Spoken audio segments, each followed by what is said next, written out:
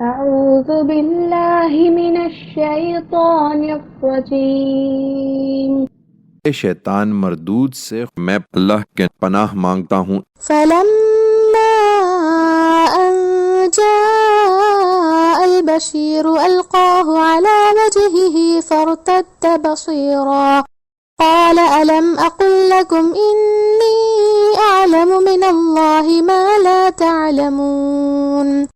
پھر جب یہ ہوا کہ خوشخبری دینے والا پہنچ گیا، اس نے کرتا یعقوب کے چہرے پر ڈال دیا تو یکا یک اس کی بینائی لوٹ آئی۔